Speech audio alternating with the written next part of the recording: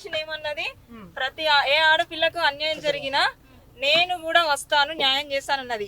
అమ్మా శ్రీవర్షిని, నాకు అల్లూరు శ్రీనివాస్ వల్ల నాకు అన్యాయం జరిగింది, నువ్వు వచ్చి నాతో పాటు కొట్లాడాలి, అల్లూరు శ్రీనివాస్ తీసుకొచ్చి నాకు అప్పచెప్పండి అంతే. ఇది ఒకటే.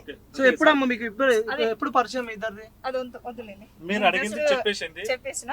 ఎప్పుడు పరిచయం అమ్మ, జనాలకి తెలియాలి కదా. సరే తీసుకొస్తా, జనాలకి నేను రావాలి అనుకోవట్లేదు, అసలు నేను ఇప్పుడు కూడా రావాలి అనుకోవట్లేదు.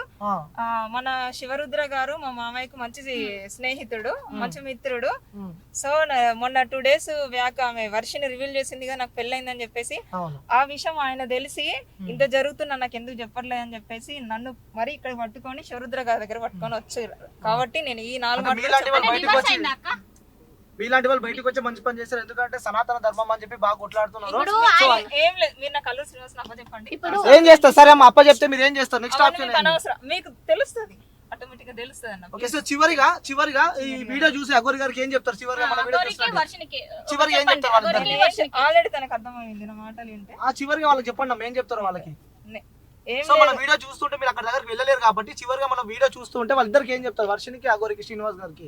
వర్షిని నిజంగా ఆడపిల్లనే అయితే అగోరి వల్ల నాకు అన్యాయం జరిగింది కాబట్టి నాకు తీసుకొచ్చి అప్పగించమ్మా, నాతో పాటు కొట్లాడు, నాకు ఆడపిల్లల కోసం కొట్లాడుతా అన్నావు కాబట్టి నాకు అన్యాయం జరిగింది, నువ్వు నా తరఫున కొట్లాడి నాకు అల్లూరు శ్రీనివాస్ అప్పచెప్పు.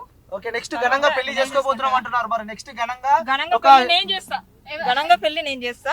వాళ్ళిద్దరికి చేస్తాను, అల్లూరు శ్రీనివాస్ తర్వాత అది నేను చేస్తాను, నాకు అప్పచెప్పండి. మీ మీడియా వాళ్ళు చేసే ఆ తర్వాత నేనే స్పెషల్ గా అన్ని ఛానల్స్ మరి పక్క ఇస్తాను, నాకు మీరు అప్పచెప్పండి అంతే, అది మీకు అనవసరం. పోలీస్ స్టేషన్ కి వెళ్ళి కేసు వేసే అవకాశాలు ఏమైనా ఉన్నాయా?